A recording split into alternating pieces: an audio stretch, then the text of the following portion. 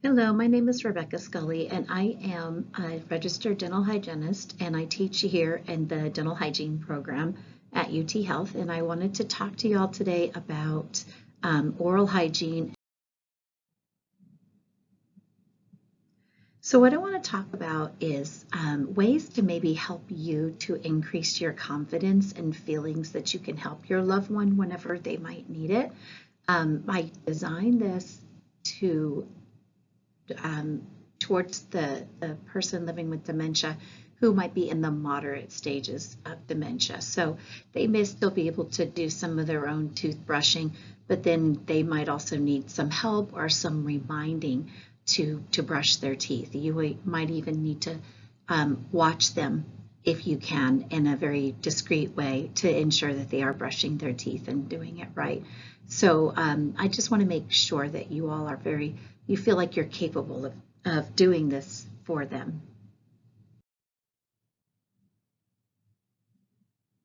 Now, it's important, oral hygiene is important for many, many reasons, and many of these we don't really think about as being related to our bodies, but our mouths are the gateway to the rest of our bodies. So it's imperative that we keep our mouths as healthy as possible so that we can reduce some of the effects that cavities and gum disease might have on the rest of the body.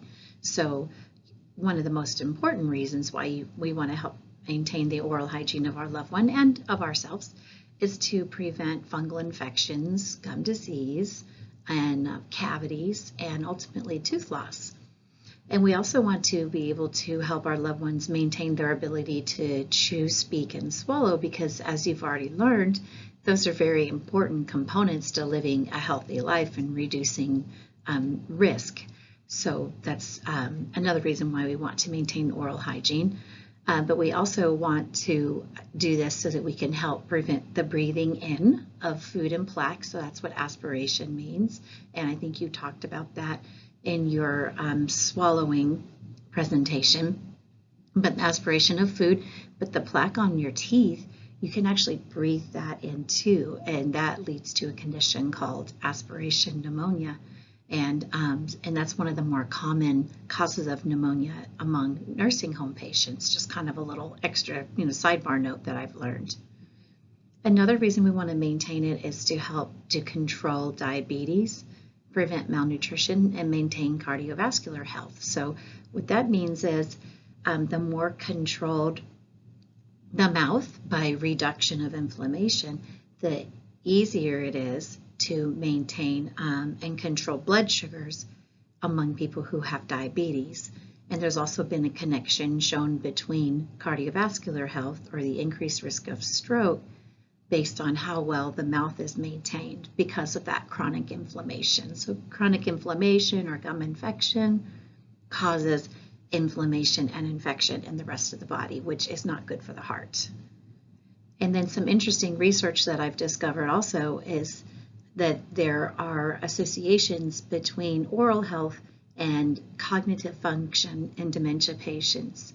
So even if there's just some correlation, if we can help prevent gum disease, and that might impact the progress of dementia, then I think that it's worthwhile.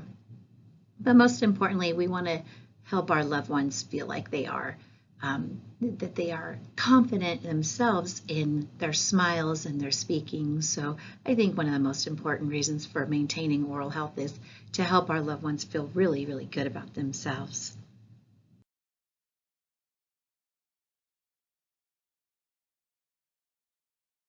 First, let's talk about the steps that you take. You're going to start off by holding your toothbrush at a 45-degree angle to your gum line.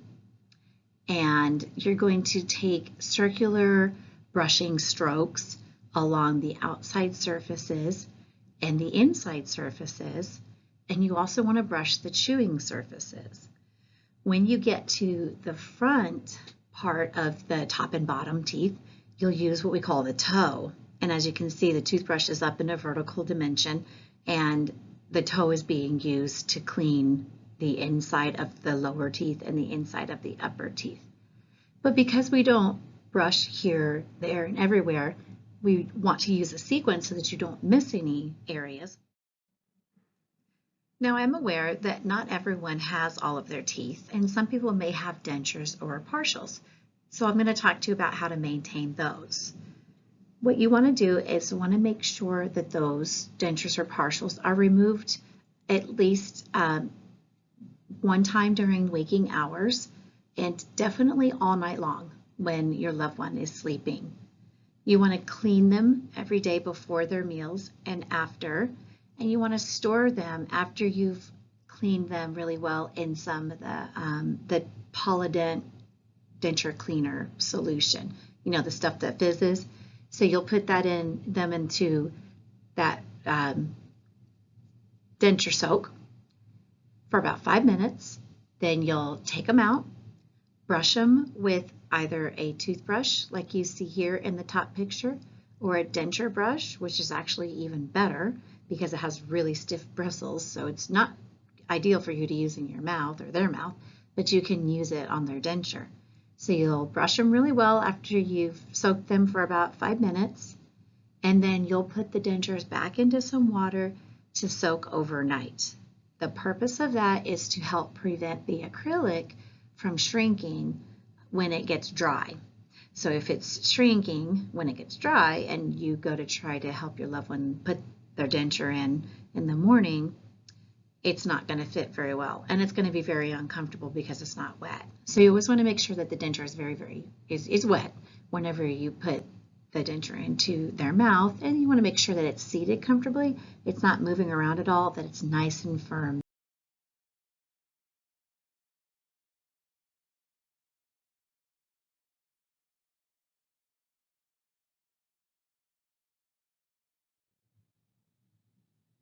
A couple things you can try. These are similar to your swallowing. Some of these are similar to your swallowing presentation you heard. But you create a calming environment. Turn off the TV and other louder, distracting sounds. You know, if there's a lot of people, kids playing, running around, people talking loudly, maybe just ask them, can we leave the room, please? And we're going to go ahead and brush their teeth or perform oral care. It's usually in the bathroom, right? But still, it can get crazy in there. You can play relaxing music. You can hum or repeat the words brush, brush, brush. I've had people tell me that they sing their loved one's favorite tune, and that seems to help, takes their mind off of things. If your loved one is reclining, hard to do in the bathroom, I know, but say they're sitting by the sink, place a weighted blanket across their lap. The pressure of that makes them feel better. And then just like with the eating, I would advise that you perform oral hygiene care at the same time and place every day. If you try the morning and that's not a good time for them, you could try the evening.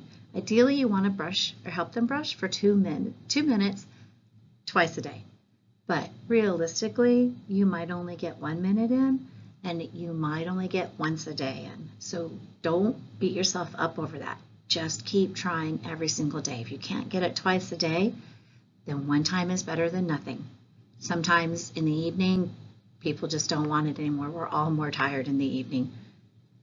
One suggestion for that is someone told me to help them right after they eat dinner before they get tired. So even if they have a snack later, you've still brushed their teeth. And if you can't brush their teeth after that snack, try in the morning. I know we don't want to leave food on their teeth. We can encourage them to swish their mouth out with some water. But if they don't want to brush after that, you don't need to battle it. Another thing you can try is if you have the luxury of having another person with you, and that's not always the case, you can ask one person to brush their hair or massage their hands while you brush their teeth. And then you can swap out if your loved one doesn't like that. Maybe it's just they prefer the other person that day, and then the next day they'll prefer you again or something like that. You can also give your loved one an extra toothbrush to occupy their hands and to prevent reaching up and grabbing you if they hold onto their toothbrush.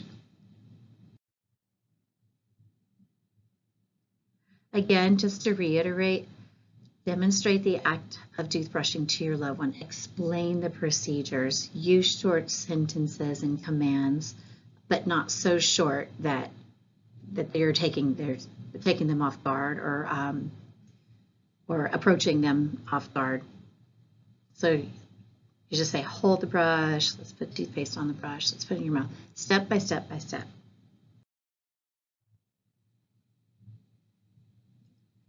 This toothbrush seems to be a favorite among people.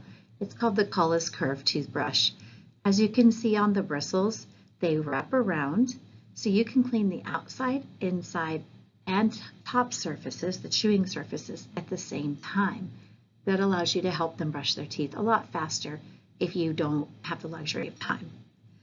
If your loved one has recession, like we looked at in the last slide, they have a long bristle version available. That way it reaches all the way to the gum line. Another thing you can get for your loved one if they have a hard time closing their grip and closing their hand all the way is you can actually create some, like you see in this picture. This is, the green toothbrush has a melted handle. The red toothbrush with the black handle, that's actually just a bicycle handle. I think they probably used some hot glue, stuck some hot glue in there, pop the brush in, and there you go. You've got a homemade brush. You can also buy these online though. And a lot of people use an electric toothbrush because it does a lot of the work. It has a wide handle. Those are excellent, excellent. But not everybody loves to use an electric toothbrush. So if your loved one doesn't like it, they find it irritating, or it's too expensive, then you can find ones online with larger handles, or you can make it yourself if you feel creative.